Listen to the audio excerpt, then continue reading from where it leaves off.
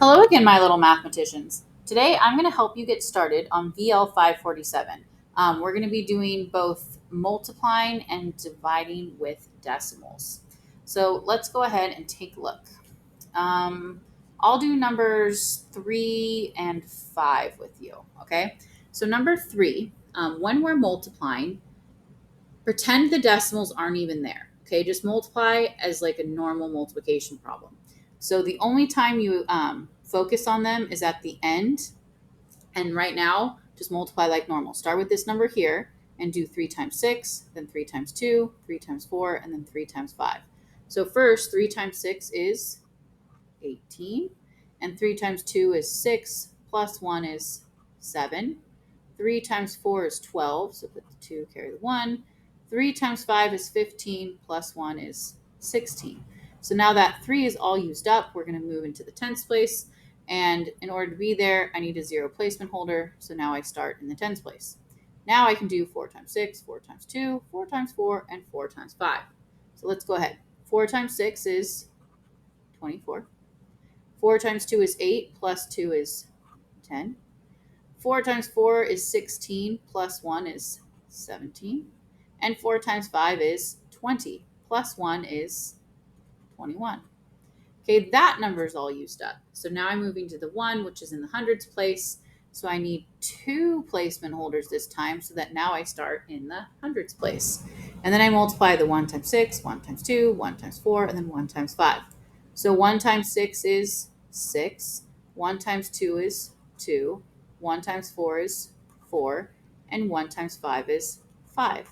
Once you have all these bottom numbers taken care of and multiplied to the numbers up top, I'm going to add them all together. So add down, you have 8, 11, 3 plus 6 is 9, 6 plus 7 is 13, plus 2 is 15, 1, 2, 3 plus 4 is 7, and 2 plus 5 is also 7.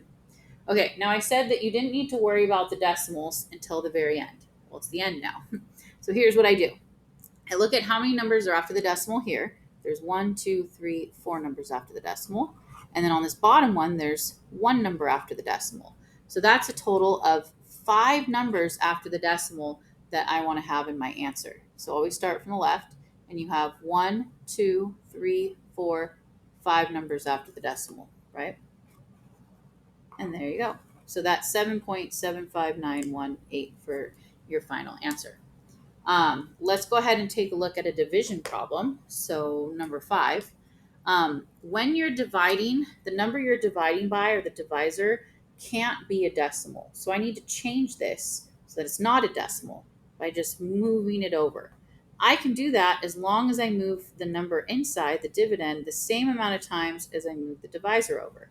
So I'm going to take that decimal, and since I moved it once here, I'm going to move it once there as well. Now bring that decimal straight up in your answer, okay?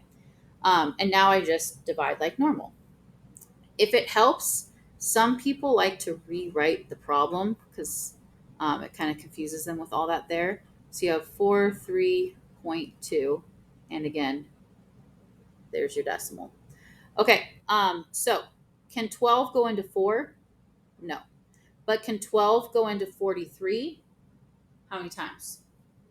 Well, 12 times 4 is 48. That's too big. So let's try 12 times 3, which is 36. Subtract that, borrow, because you can't take 6 from 3. And now I can add 10 there. So I have 13 minus 6 is 7, and 3 minus 3 is 0. So I have a remainder that's less than what I divided by, so I'm good to bring my next number down. Now, how many times do you think 12 can go into 72? Times 5 is 60, times 6 is exactly 72. Okay, and I got a remainder of 0, which means I'm done. My final answer is 3.6. Okay, I want you guys to finish the rest of these problems. For the word problems, you can show your work in the provided space. If you need to, you can show it on a separate sheet of paper, but there should be plenty of space for you guys. All right, my little mathematicians, you got this.